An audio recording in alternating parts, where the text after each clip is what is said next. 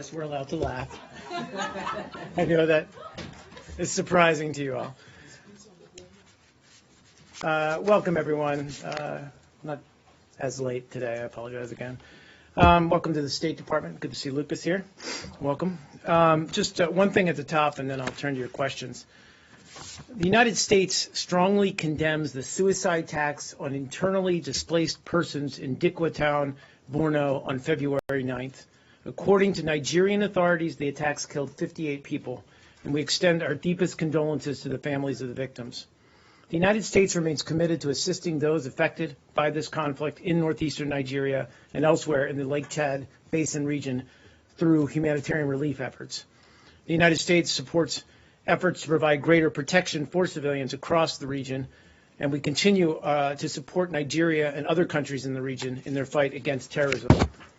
In FY 2015, fiscal year 2015, and so far in fiscal year 2016, our humanitarian assistance to the region totals more than $195 million. For additional information, I believe we've just posted a fact sheet on U.S. support to counter Boko Haram, and that's posted at our website, state.gov. So with that, I'll turn over to your questions. Brad? I don't imagine you'll talk too much about what the Secretary is going to say in the next 45 minutes or so. But since we've heard so much over the last few days about how this Munich meeting would be a defining test or telling moment or however it was put, are you ready at this point to give grades to the major players such as Russia? What I can say, and you're absolutely right, the Secretary's had a series of meetings, including bilats, with Foreign Minister Lavrov today. And he's still in the meeting with the ISSG members. That meeting's ongoing. I just checked in before I came out here. As you said, I'm not going to get out in front of what the Secretary is likely to say when he comes out of that meeting. He is, I think, scheduled to address the press there in Munich. But it's been a productive day, good meetings. What we're continuing to seek, which is an immediate ceasefire and humanitarian access. So we're continuing to pursue those goals in the meetings now, but I don't have anything to announce yet. Why was it productive? If the goal is an immediate ceasefire and you still don't have it, what did you produce? Well, I mean, Brad, I'm just saying that he's going to come out and address the press in about an hour or so, as you correctly said. I'm going to let him speak to what was accomplished in the meetings and what still remains to be accomplished after. Okay. Since we talked yesterday a little bit about it, but since then there's been reporting about the March 1st ceasefire proposal from Russia, which apparently you're opposed to. Is that correct? Again, I'd put it this way. We want to see an immediate ceasefire. I said that yesterday, and that's what we want to. We continue to want to see an immediate ceasefire and complete ceasefire. Given that you've wanted an immediate ceasefire since many days immediately ago, is there any leeway in kind of, putting a date in the future on a ceasefire, as in the next several days or some point between now and March 1st? I mean, there's an urgency here. We've talked about this for the last couple of days. Obviously, these are all things that are under discussion right now, all matters, all issues that are under discussion right now in Munich. But given that sense of urgency and the fighting in the last couple of days, or last week or so, we believe as soon as possible. I don't want to put a date certain on it. I have other things on the YPG and such, but we'll get to that later. Yes. On the ceasefire, Yep. How do you envision the ceasefire? Is it like countrywide ceasefire? Is it the number of ceasefires that take place at the same time? Are they supposed to be permanent or short durations? How do you envision it? I'm certainly not going to get into the modalities of something that hasn't been announced yet. Something that you are definitely in discussion. Oh, clearly. I mean, and clearly that's all to be discussed is how we would implement and enforce the ceasefire on the ground if we get there. Obviously, when we talk about a ceasefire, we're talking about those parties. Let me put it this way. We're not talking about Daesh or Nusra and a couple of other groups that have clearly been identified by all members, stakeholder members of the ISSG, the International Syria Support Group, as not being part of any ceasefire negotiations. But other than that, it would apply to all other groups. So it really would be something very difficult to enforce, considering that there is not going to be like a massive international force that can enforce the ceasefire. Well, again, I'm not going to get ahead of any announcements to talk about how such a ceasefire would be enforced. Obviously, there's challenges, logistical challenges, security challenges to enforcing any ceasefire. I just don't want to get into those yet before we have one in place. And a quick follow-up on the issue of what the Secretary said the other day, that in the event that this fails, there's always other alternatives, alluding to perhaps military action and so on. I mean, other than, let's say, relying on the Saudis or the Emiratis and others, or the Jordanians and so on, is there like a U.S. plan to do this? Is there a plan for you guys to become more involved? I mean, I tried to address this yesterday, and you know, right, talk of a plan B or an option B.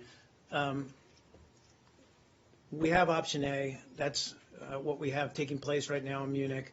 It's what we have with the proximity talks in Geneva. It's what we want to see move forward with a political process that leads to a peaceful political transition. That's where our focus is on. Do we look at other possibilities or other options? Always. I mean, that's part of the hard work of diplomacy and security, and especially dealing with a complex problem like Syria. But I don't want to leave the impression that we've somehow abandoned what is option A right now, which is the ISSG, the International Syria Support Group, working in Munich. Let's see what comes out of today's meeting. Let's see what happens moving forward, and let's see what happens in Geneva with the proximity talks. Yeah, please. Yeah, go ahead.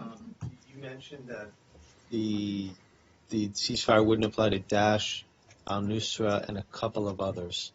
Who are those? I don't have them in front of me. I know that we talked about, this has been part of the ISSG, some of the working groups that have identified the different terrorist groups. I know Nusra and obviously Daesh are the two obvious ones. My understanding was that Nusra and Daesh were the only two. I haven't heard anybody speak of even the third.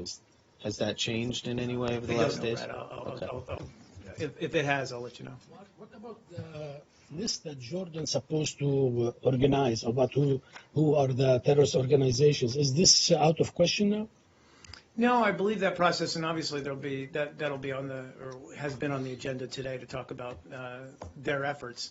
And we've talked about that's a significant challenge too, because all of these stakeholders obviously come together, and many of them have their considerations of who they consider to be a terrorist organization, and who cannot be a part of any kind of political transition. As I said, and the two obvious ones are Nusra and Daesh, but there are other organizations out there that some of the stakeholders feel strongly about. So that's all in play. And the process continues. On the Kurdish PYD, that you don't consider them as a terrorist organization, how do you classify them? Do you consider them a part of the opposition to Assad regime or neutral? Because they are getting backing from the Russian airstrikes. So it's a good question. I mean, what we've talked about them and continue to categorize them as one of the number of groups in northern Syria mostly who are fighting Daesh and focused on fighting Daesh on the ground, and have been effective forces. And that's where our support has come into play, with airstrikes mostly, but other forms of support, intelligence and what have you. But they have been one of several groups, as I talked about yesterday. Some are Syrian Arabs, others are Turkmen, who have been effective at taking the fight to Daesh. My understanding is that they've not been involved in the directly opposing the Assad regime, but they have been effective in taking territory back from ISIL. They have understandings with the Assad regime, so they don't fight each other. Again, they're not part of the formal opposition, but they are, as I said, a group that is making progress in taking the fight to Daesh. But same question. Yeah, sure. Go ahead. Since this general process is between the opposition group and the Assad regime, and if PYD is not anti-Assad. Don't you think the Turkish point of view that PYD should not be included within the Syrian opposition makes sense? So again, I mean, you drew the distinction yourself in that, I mean, first of all, when you look at the complex mix of entities on the ground, different groups, different interests on the ground in Syria, you've got to take into account the YPD among them. But they are not part of, and we're not included in, the Geneva proximity talks. That said, our support for them has been directed at their fight against Daesh or ISIL in northern Syria. That continues to be the main reason we support them, is that they've been an effective fighting group. Yeah. Do you know if they're also... There's a lot of different reporting on who they're actually fighting, or who's fighting who's fighting who. That they're fighting the moderate opposition as well. Is that correct, to your knowledge? I'm not sure what you're specifically referring to. YPG is fighting, shooting guns, and killing people who are In the part of the moderate moderate opposition. opposition. I've not seen those specific reports saying that they're actually going after the moderate opposition, no. I've not heard of any. I mean, I know that There's there was a plenty of report yesterday, reports. but I haven't seen. And then some that they're fighting Ahrar al-Sham. I think the commander of Ahrar al-Sham has talked about that, and he's a member. He's supported the HNC delegation, so I guess he's sort of a accepted moderate at this point. Right. So do you? He says that publicly. So do you know if that's the case? Since you are assisting these guys, the YPG. Again, Brad, let me again try to Yeah. qualify our assistance to the YPD, and we've been clear about this. We assist them in their fight against Daesh. We're very clear that as they take territory back from Daesh, we want to see the return to civilian control of that territory, reestablishment of local governance so people can return who've been displaced by ISIL's presence there. And we've also been very clear that we want them to focus on their fight against Daesh or ISIL and not involve themselves in other fighting in Syria. So is your assistance to YPG military-wise limited to the airstrikes, or do you provide other assistance, lethal or non-lethal? I'm not sure about non-lethal, but airstrikes, I think, is another information sharing. And you don't know if there's other lethal assistance? Well, I could speak to it, but I'd refer you to the Pentagon for that. Can you confirm that YPG is only targeting I ISIL? mean, we've said, sorry, Brad, just to go back to that, we've been very clear, and there was some discussion about this the other day. We're very clear we've never provided them with weapons, and I know there was a back and forth with the government of Turkey about that the other day. So just No, to I only clarify ask that. because it's one thing to say you help them for this aim, but if they are doing other things, that your stated goal of the help doesn't mean a lot. Does that make sense? If you say we're going to help this group, these mujahideen in Afghanistan to defeat Russia, and then Right. they do other things, that doesn't let you off the hook, does it? Right. I mean, and certainly, but we've seen to date that there's been, we have not seen evidence that has occurred. Please, yeah. YPG is only targeting ISIL in Syria?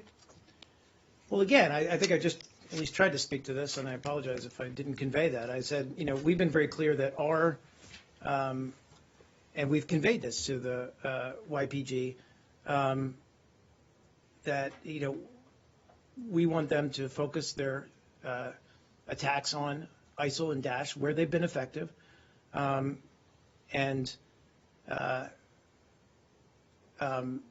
we've expressed our concerns, frankly, when they come into conflict with opposition forces on the ground. And we continue to urge the YPD that it needs to, as I just said to Brad, administer inclusively on territory that they've liberated, protect local populations and property, and promote and protect human rights. So And they that's do been our clash- clear message to them. So they do clash with the opposition, right? Because you just said that you I said tell your I concern. said we express our concerns when they do come into conflict, yes. Mark, just to address questions. The clashes that he mentioned about between YPG and the moderate forces are in Azaz corridor. This is the 10 kilometers. That's what I was, and that's what I was asking him about. So we've seen conflicting reports on that, and we're trying to gather more information. But we've seen those reports. That's what I was trying to clarify, whether he was referring to that. To fight against ISIL, they have to close this gap. First, they have to fight against the moderate group, and then they have to reach to the front taken by the ISIL. To fight with the ISIL, starting from the Mariline. You're talking about YPD right now. YPG. So is it acceptable for you to... YPG, sorry. YPG, yes. Is it acceptable for U.S. for YPG to attack moderate groups in Azaz corridor to reach ISIS? Again, you're pulling me way into the operational level here, and I'm not going to go there and talk about, my assessment of the battlefield and which corridors or whatever they need. That said, pulling the lens back a little bit, we don't want to see them come into conflict with opposition forces. We feel that sets back the overall effort, what we're trying to achieve on the ground. We would ask that they focus their efforts on defeating ISIL. Did you urge them recently on this? I don't know when the last time we've urged them to do that, but we've been very clear in our communications with them. Please. This is not about YPG. Wow. Is there other stuff going on? This is about Russia and Syria. Okay. The Russian Prime Minister Medvedev has just given an interview to a German newspaper, warning that if, in the event of a ground offensive, there could lead to a world war. So do you take that as a direct warning to the U.S. and to Saudi Arabia or to Turkey?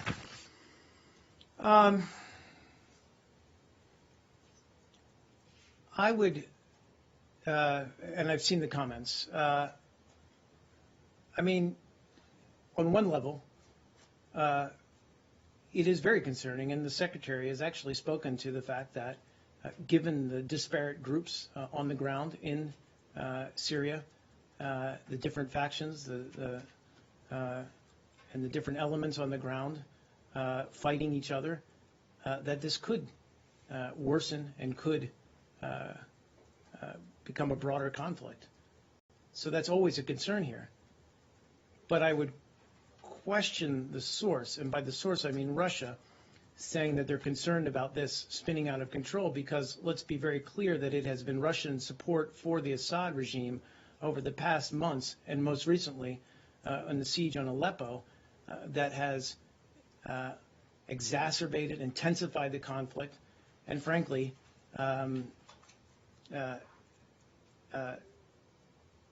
put the political process in jeopardy. And so I understand the concerns he expressed, but I would also say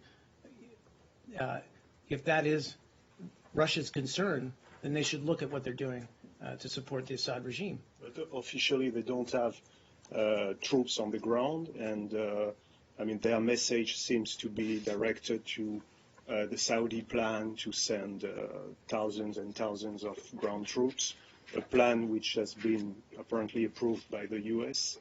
Well, again, there was no approval by the U.S. I know that Secretary of Defense Carter spoke to it earlier today in Brussels, I believe, where he met with his Saudi counterpart. But they talked about the range of Saudi Arabia's efforts to intensify its participation in the anti-Daesh or anti-ISIL coalition, and that's where their focus is. We're still assessing all of what they want to do. We welcome their intent to increase their efforts, but we're still considering all the elements of that increase in effort. Yeah, please. Thing, really very quickly. Yeah. All reports indicate that you are having one heck of a time, or a difficult time, trying to garner support from the Arab countries. That's what they're saying, that you probably get the kind of commitments, maybe from European counterparts, but Saudi Arabia, the Gulf states, and Jordan has been. So basically, the Secretary of Defense of the United States is having difficulty convincing its Arab allies that they should put their money and their efforts where their mouth is.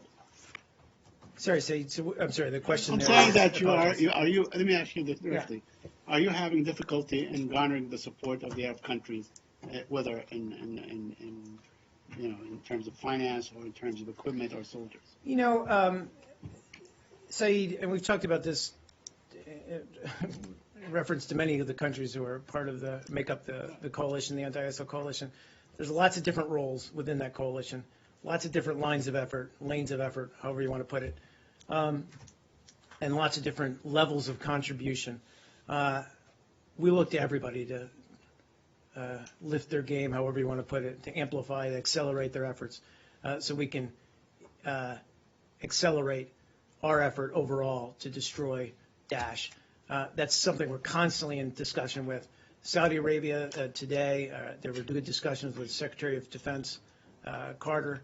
We're going to keep consulting with them going forward and look at ways that they can augment their efforts. I know that you don't speak for the Defense Secretary, but the statement does note the Saudi offer of greater military contribution, but the statement specifies more to the air campaign and not to the offer made in the past week to put in ground forces.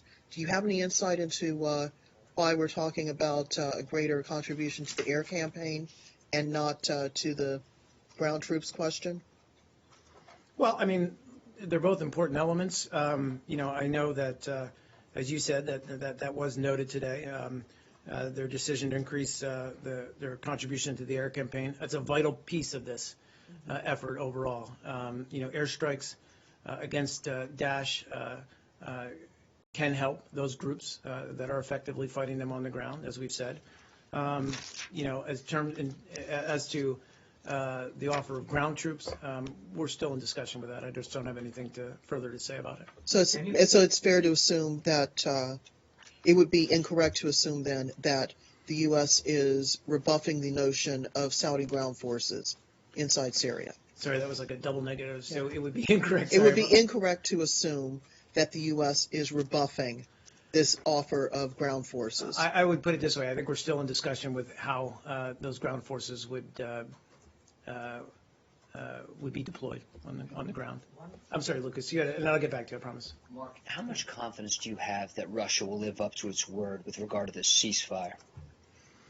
Well, let's get to the ceasefire first, Lucas. I don't want to, get in front of the talks ongoing in Munich. I mean, it's a fair question, and I think the Secretary's alluded to this in his comments leading up to Munich, and that is they signed UNSCR, UN Security Council Resolution 2254, that spells out humanitarian access and an immediate ceasefire. So it's up to them to prove that they're committed to what they signed. And I get it that, the proof is in the pudding. They need to stand up. They need to deliver on what they've promised or committed to. And so, up till now, we haven't honestly seen that, especially, as I said, with the fighting around Aleppo in the last week or so. I think they are a part of the Syria support group. We're going to continue to work with them and try to test their commitment. How many times has Secretary Kerry spoken to his Russian counterpart and has been assured that a ceasefire will happen, yet we haven't seen it in weeks? Well, I mean, they've consulted closely on this, and this is a really complex situation on the ground, and it's not just about Russia and the U.S. Certainly, it's about a lot of different groups with a lot of different interests. Is Lavrov lying when he says there will be a ceasefire, yet it doesn't happen? I'm not going to characterize Foreign Minister Lavrov's intent.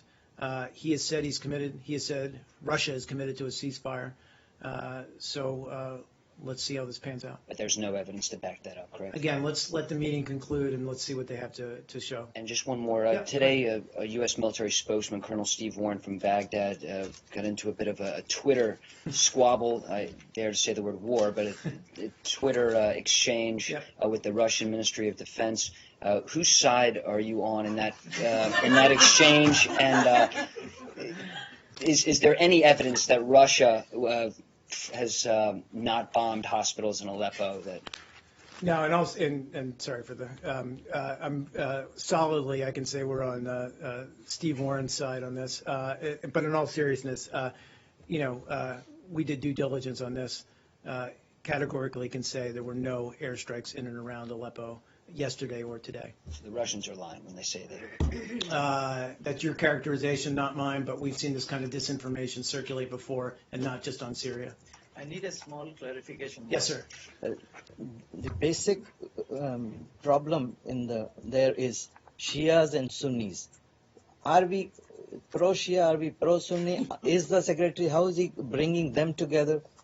Names of the countries don't matter. If you go on the ground, it is the Shias and Sunnis and Wahhabis of Saudi Arabia. So are we addressing and making a bridge to bring them together?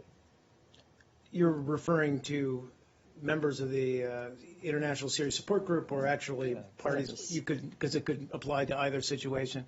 Look, Tijender, I think, and the Secretary has spoken multiple times about that dynamic, that very dynamic.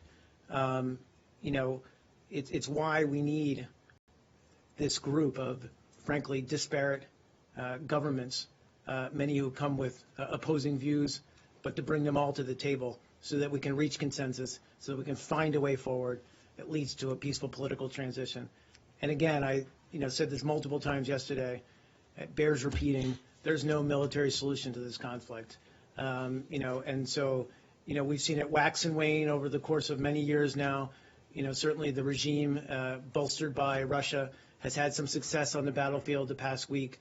It's up to Russia and others who can provide honest and serious counsel to them to remind them that there's no military solution to this conflict. Can I change topics? A couple more questions. Yes, I'll get to you in a second. Yesterday you said that we would hope that Turkey would continue to offer the same level of hospitality and support for these refugees who are running away from Russian air bombing and Assad's ground operation. And today, President Erdogan said that Turkey spent nearly $10 billion on the Syrian refugees since the conflict started, and they so far received about $400 million help. I was wondering if U.S. is willing to put more support to the table. So we have, we just recently announced last week, I believe, in London, a significant increase in our humanitarian assistance for the refugees in many of those states, in Jordan and Lebanon most specifically. We have obviously given money to the Turks. We recognize the tremendous generosity and sacrifice on the part of the Turkish government in hosting approximately 2.5 million Syrian refugees, and we would urge them to continue to show that generosity in the face of even a greater influx of refugees. In terms of humanitarian assistance to them, we're going to continue to look at that, how we can continue to increase our efforts, but also mindful of the fact that Turkey needs our support and the support of the international community in order to host these refugees in a way that is dignified and humane. Yeah, Mark, and regarding this PYD and PKK discussion, and I don't know if you have seen, but PYD recently opened an office in Moscow. Have you seen the reports? I have not seen reports, okay, no. Basically, PYD opened a representative office in Moscow, and since you have not seen, but in the office, they had a big picture of PKK leader Abdullah Öcalan, who you consider as a terrorist. I was wondering, does this give you any feeling that PKK and PYD has any relation? Look, we're, so we continue to believe the PKK is a terrorist organization. We don't feel that way about the PYD, or YPD rather, excuse me, who we believe are focused on fighting in northern Syria against Daesh. Please. Sorry, either one. Yes, sir. I think he had a couple on it as go well. Has the U.S. offered Turkey any extra help as a result of this influx, which I've seen reporting as high as 100,000? Right. I mean, I think up to now the U.S. has provided refuge for 0.06%, so that's about 60. So that could cut it down to Turkey to 99,940 if you kept it proportionally. So my short answer is, I believe we've been in consultation with them. Let me check though to see what. About taking in more refugees? Also about any assistance we can provide. Obviously, the facts on the ground, they're taking in, there's refugees headed for the Turkish border. We want to continue to see that border open, to continue to see them admitting refugees who are seeking asylum from the fight. I don't know what. I just don't have a figure in front of me. I don't know what we've offered in terms of immediate. You're talking, which is, I think is your question, right? About the money. Okay. I'm sorry. If you're talking about taking souls, people, to the United States to help them deal with this latest refugee influx. Well, that we've increased our additional refugees this and is missions. 100,000 new people. Right. And we have quickly. No. It's okay. Yeah. So we've got we've increased the amount of refugees that we're admitting through the UNHCR process. That's been very clear, recognizing the enormous strain. We recognize is, in the grand scheme of things, a fairly small proportion of the refugees in Turkey, in Jordan, in Lebanon, and also now in parts of Europe. So that's where, again, we are the largest provider of humanitarian assistance to those refugees. We just announced a significant increase in that humanitarian assistance geared towards the bordering states along Syria, recognizing that they're bearing the brunt of this. And then again, ultimately, we're trying to seek a peaceful resolution of the conflict so these people can come home. So you would like Turkey to take in these refugees from Lebanon? I think what we'd say, Lucas, is, they've shown tremendous generosity up till now. We hope that continues, and we understand that this is a sacrifice. And what is your reaction to Erdogan's comments that the U.S. and the UN have created a bloodbath in Syria? I'm aware of those comments, and I tried to address them yesterday. There's a lot of people responsible for creating the bloodbath in Syria. I would not say it was us or the Europeans. I would point the finger solidly at Daesh or ISIL, and then also at the Assad regime. Can I finish Turkey? One more in Turkey. One solid Turkey question. I would welcome that. First of all, Yes, just sorry, to follow go up ahead. from yesterday, have you had any more readout on Kurdish delegation meeting with Turkey? I think I do, somewhere in here. So let me, that's a good question, and I do have something in this book. No, I'll get to it. Just give me a second. You can see it's not very well organized for me. Yeah, let me get to, I know that they're here, or they were here. I was hoping to get a little more than provided to us. Give me one moment. If I can find it. If not, I'll look at it and give it to you after the briefing. So, Got it. Right in the front. See? So State Department officials, you're talking about the HDP delegation. All right. State Department officials from the Bureau of European and Eurasian Affairs and the Bureau of Democracy, Human Rights, and Labor met with a visiting delegation of members of parliament from Turkey's HDP party to discuss Turkish domestic and regional issues. And what is your impression of this meeting? How is the situation? Do you have anything up? I don't have any more readout than that. I just can confirm that they did meet. Okay, OSCE report on Turkey's election in November just came out. At the time, you avoided making any kind of comments regarding elections. Now that you have seen, this building has seen the report, Talking about the OSCE report on Turkey's elections in November. Yep. So we note the OSCE's final report, obviously on the November 1st, 2015 elections. And it highlights that Turkey offered voters a variety of choices, but that the challenging security environment, violent attacks against party members and on party premises, and restrictions on media freedom and hindered campaigning and the free flow of information to the public. So at the time of the elections, OSCE released a statement of preliminary findings highlighting that the elections offered voters a variety of choices, but that restrictions on media freedom remain a serious concern. We reiterated our own concerns that media outlets and individual freedoms, or rather journalists critical of the government, were subject to pressure and intimidation during the campaign, seemingly in a manner calculated to weaken political opposition.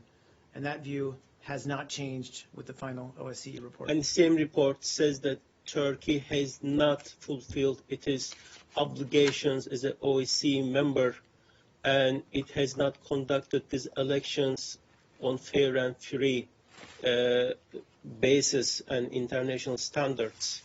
So can you now tell us that Turkey conducted these elections on not fair and free Well, I think, conditions, according to this report? I'll just put it this way. We've been very clear in our discussions with Turkish officials at all levels, our concerns about, about freedom of the press and freedom of speech, freedom of assembly. We've urged the Turkish government to ensure its actions uphold its universal democratic values, consistent with international law and commitments that are enshrined in Turkey's constitution. Clearly, you cannot define these elections as fair and free. So can you tell Turkish democracy is still strong and vibrant, as you have mentioned recently, if they cannot hold fair and free elections? I just say we've been very clear. The OSCE final report was very clear where our concerns lie. I don't need to repeat them now, and I'll stop there. Can you tell us when the next batch of emails from former Secretary of State Hillary Clinton plan to be released? Sure. Are we okay to go there, guys? Yes. Good.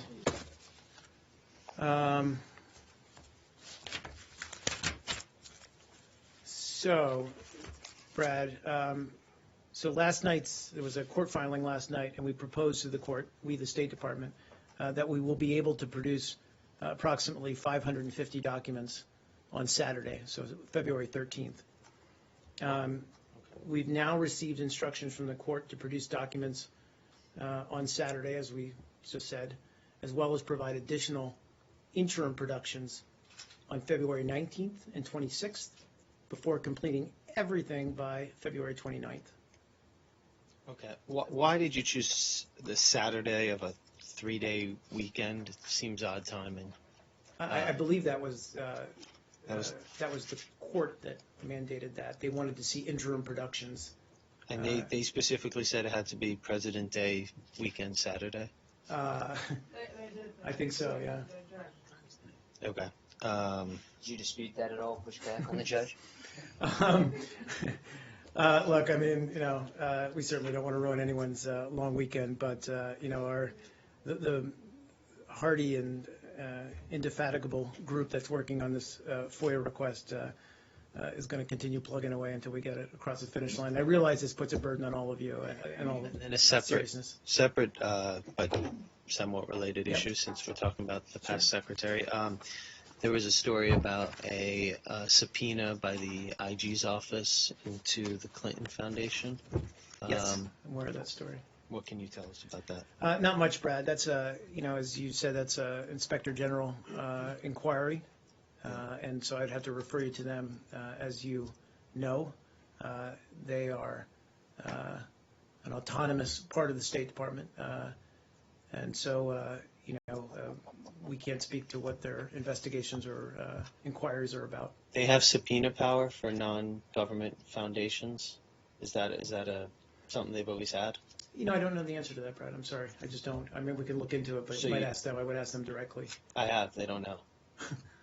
Well, they would know more they're than supposed we would know, or than I would know. Can we change subject? Sure. Myanmar's government has said the President Thein Sein is not attending the US-ASEAN summit. Do you know what the change of mind, what's the change of, why the cancellation, and who will be attending in his place? I mean, so obviously we're looking forward to welcoming ASEAN leaders to Sunnylands next week.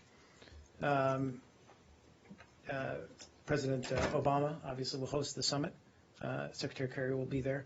As to, the final delegation list, while they're still being finalized, I'd have to refer you to the government of Burma to explain or to comment on their participation at the event. But have they informed you that he's not coming? I'll refer you to them. Okay. Can we change topics, please go to the Palestinian? Yeah, Burma. Let's stay Burma, and then I'll go to you, just to finish the. What is your assessment on various reports indicating that Aung San Suu Kyi may be elected as the first female president, although there is a constitution hurdle to prevent her from being elected as president? What is your assessment on that? What's our assessment? I mean, obviously, that's the political process within Burma. I'm aware of the fact that, as you said, that she faces that challenge. I think in the Constitution. Obviously, how we feel about Aung San Suu Kyi as a great leader among her people. But I'm not going to weigh in on the political process in Burma. Will you welcome her becoming the president if the process goes through? If the process, we would welcome and want to engage with the next leadership of Burma, obviously, if it is Aung San Suu Kyi or whoever, and continue to strengthen our bilateral relationship with Burma. Stay on Asia. Yeah, I don't think you went over this yesterday, but do you have anything on the reported purge of North Korean General Ri Yong-gi? No, I didn't get it yesterday. Not much, to be honest.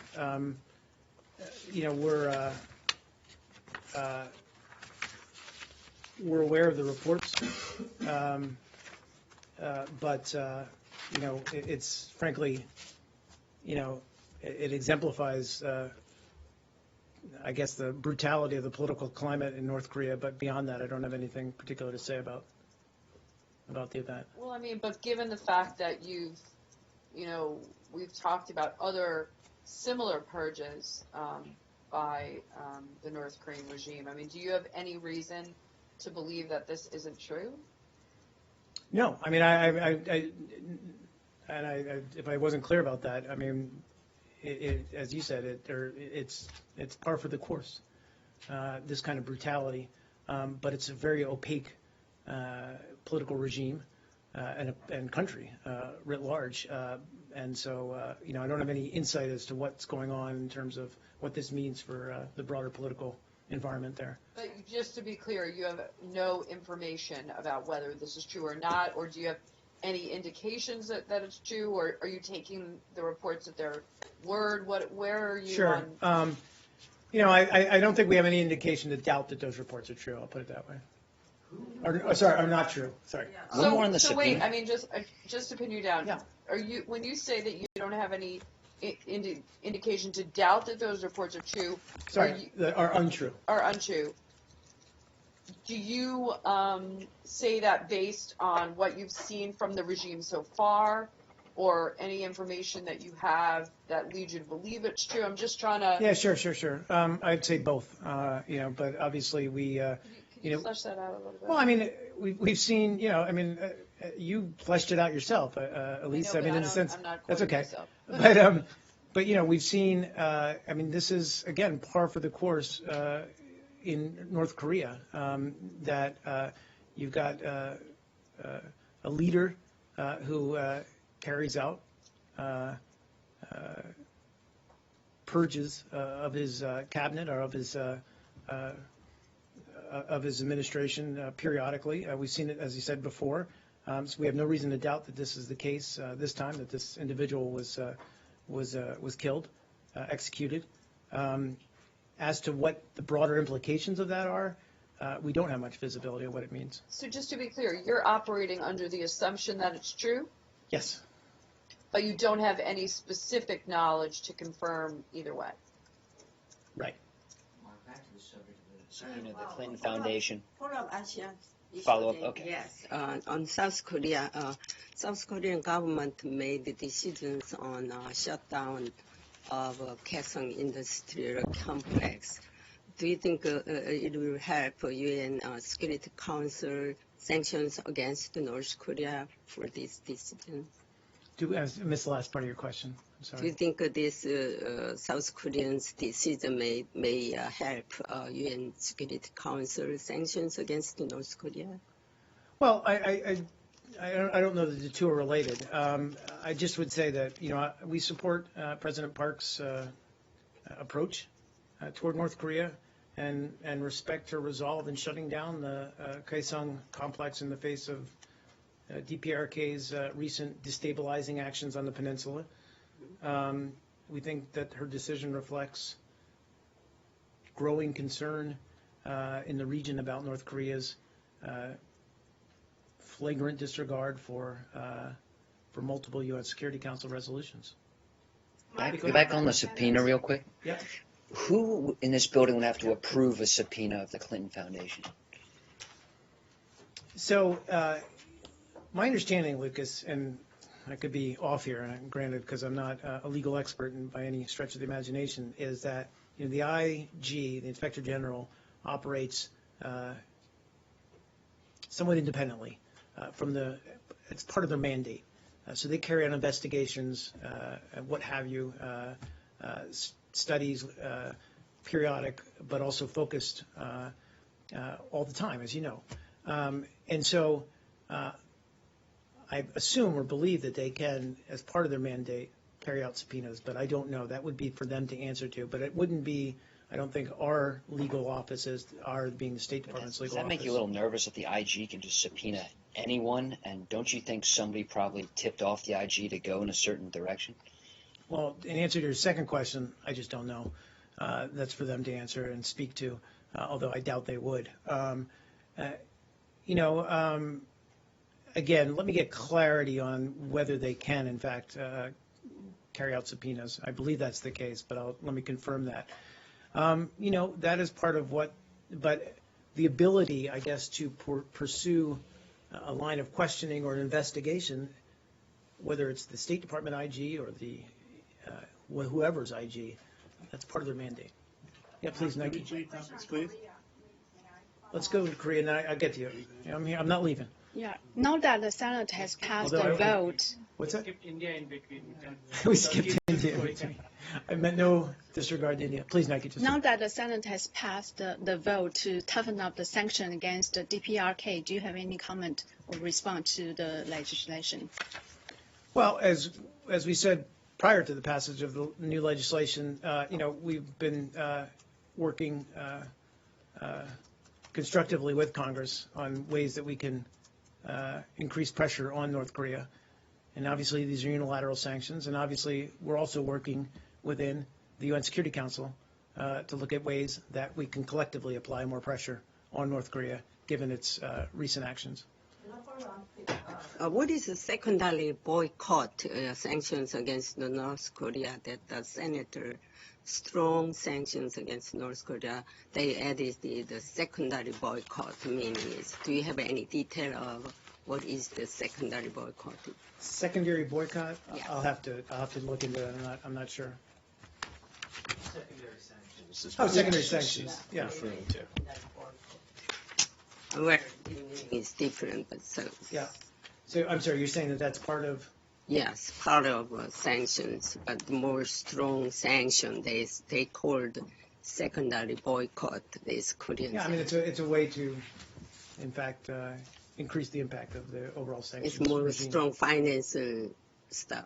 Yeah, I mean I literally don't have the Senate legislation in front of me, but that's a common, as Brad notes, a common way to strengthen an overall sanctions package. Mark, can I We'll ask do a India, question but I'm on going the to get that. Palestinian Yeah. issue? Yep.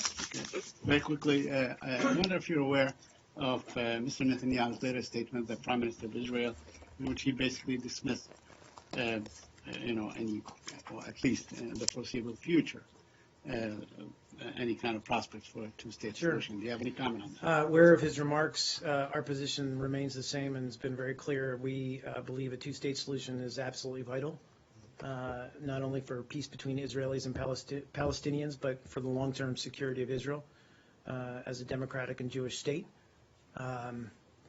We continue to believe that the status quo is not sustainable, and that current trends on the ground are imperiling,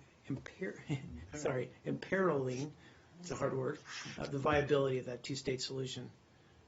So that's why we're going to continue to engage with both sides to encourage both of them to demonstrate with their policies and actions their commitment to a two-state solution. So when the Prime Minister of Israel makes such a statement, how do you reach out to him? You say it from this podium, or you have Ambassador We obviously Shapiro continue. talking? I mean, How do you sure. connect with them on I this mean, issue? the Secretary talks to the Prime Minister frequently. Our Busy, engagement on the ground. coming. I mean, it's something we continue to work at.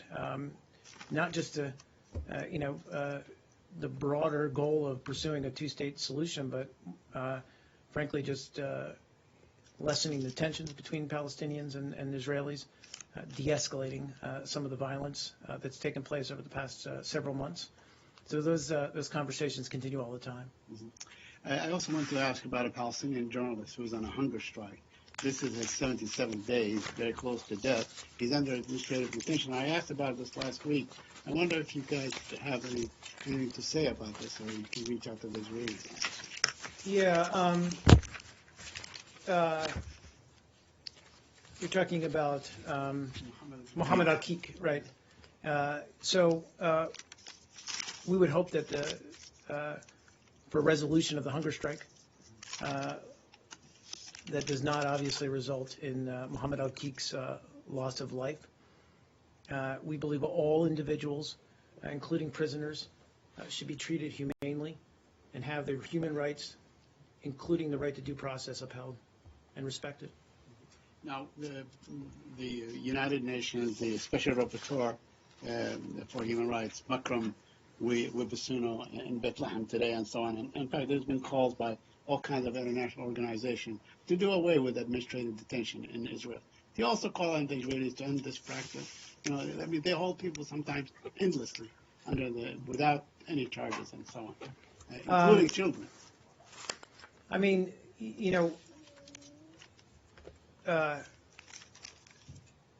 so a couple of thoughts on that. One is, we understand Israel's right to defend itself, to protect its citizens, but bearing that in mind, we've also expressed our concerns, whether it's about this particular case or the larger issues involved, about our concerns about, as I said, about respecting human rights, including the right to due process, and that those rights be respected and upheld. Please, India, I know. Okay, it's not India, basically, it's Afghanistan and Pakistan. Okay, Senator Bob Crocker has written a letter to Secretary Kerry day before yesterday on saying that the situation in Afghanistan is not good, and the safe havens inside Pakistan, terrorist groups from there, in particular Haqqani network, are using the safe havens inside Pakistan to attack U.S. forces in Afghanistan. Therefore, he says he will stop or block the sale of F-16 to Pakistan, 8 F-16s to Pakistan. Number one, has the Secretary received the letter? And number two, what are his thoughts on F-16 to Pakistan? Can't confirm we've received the letter. As a matter of policy, that we don't comment on proposed arms sales or transfers, or even our preliminary consultations with the Hill, with Capitol Hill, prior to any formal congressional notification. But to your broader issue, we are committed to working with Congress to deliver security assistance to our partners and our allies that we believe furthers U.S. Foreign policy interests by building the capacity to meet shared security challenges. So I'll leave it there. What about the larger issue that he has raised, that terrorist networks are using the safe havens inside Pakistan to attack U.S. forces and kill them inside Afghanistan? What are your thoughts on that?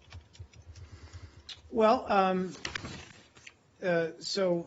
we believe U.S. security assistance to Pakistan actually contributes to their counterterrorism and counterinsurgency operations. These operations reduce the ability of militants to use Pakistani territory to carry out, as a safe haven, to carry out terrorist attacks. and as a base of support for the insurgency in Afghanistan. So we believe these operations are in the interest of both Pakistan and the United States, and in the interest of the region more broadly. But do you have any figures to back up what you said right now, that because of U.S. assistance to Pakistani forces, the number of U.S. personnel killed inside Afghanistan by terrorist groups from Pakistan have reduced? I don't. I mean, not in front of me, no. I mean, but, we've said this before, Pakistan, no country in the region has been more touched by terrorism than Pakistan. We believe it's in our vital national security interest to support Pakistan in carrying out its efforts to destroy these terrorist networks. And we believe it's an important partner in the region in achieving a stable and secure Afghanistan. And in that regard, we would welcome Pakistan's efforts to support Afghan-led reconciliation talks, for example. They hosted the Heart of Asia Ministerial recently in 2 of the first 3 meetings of the Quadrilateral Coordination Group. And they have carried out, as I said, multiple operations against some of these terrorist networks that are operating on their soil. We believe that eliminating those networks is in our national security interest as well as the security interest of the region. Thank you. Please, Michael. Yes, Let's see, Michael. I'll go. I'm making the turn. NATO decided to send ships in the Aegean and some forces to stop the Turkish smugglers from taking the refugees from Turkey to Greece and then to Europe. My question is this: how do you participate in this operation? As a member of NATO, or you are going to send your own ships and your own forces? Sure. You're talking about, as NATO Secretary General announced earlier today, that NATO is going to carry out reconnaissance, monitoring, and surveillance of illegal crossings in the Aegean Sea in cooperation with relevant authorities, obviously. I mean, I'd have to refer you to NATO, and I'd have to refer you to our own military for the specific details of it. But normally, that's the idea behind NATO, is that all these various forces and allies are interoperable, and that's the goal in any operation like this. So I imagine that's all being hashed out now, is what level of contribution will we have to this operation. I don't have any details to share with you at this moment. Can you find out those? Oh, of course, and I think that that's all being sussed out, if you will, in Brussels. Yes, sir. Okay. Do you have any update on the David Headley Mumbai attack saga going on? I don't think I do, other than what I think John Kirby said the other day. I don't think I have anything to add. I think he gave some testimony in the case, but I don't have anything to add what was said the other day. What he has given in the testimony is, again, he's reiterated the nexus between Pakistani army and ISI and the handlers. 6 Americans lost their lives. What are we doing about it? Well, I mean, obviously, we've been, over the years, working closely with and cooperating with the Indian government in its investigation. We're committed to doing all we can to assisting the Indian government in pursuing every possible lead to bring the perpetrators of the Mumbai attack to justice. And I don't have anything. I mean, I know that he provided testimony via video link to a court in Mumbai. And as you note, that the victims of that attack included not only Americans, Indians, but also citizens of other nations. And we're going to continue to work with India to make sure that those responsible are brought to justice. But the ball is more in the Pakistan's court, because these people are roaming free out there. And what are we doing? Well, we've worked and encouraged that kind of collaboration between Pakistan and India on this particular case, but I don't have anything to add to it. In the back? Sure, let's finish up with India. Guys, I don't know if he's up or, okay. So there's important news story being broken by Reuters saying that India and US are planning to have a joint patrol in the South China Sea. Yes. You're asking me to confirm that, or? Yes. Okay. So, very quickly, United States and India do have a shared vision of peace, stability, and prosperity in Asia. We're committed to work together with others in the region to achieve our shared goals in an open, balanced, and inclusive security structure. But at this time, I can say there's no plans for any joint naval patrols. No plans for naval patrol on South China Sea or anywhere? Any. Even the Indian Ocean, there's no plan? No. Have there been talks? A readout for the 2 Turkish newspapers were attacked today. I don't. I'll look into it. Thanks, guys.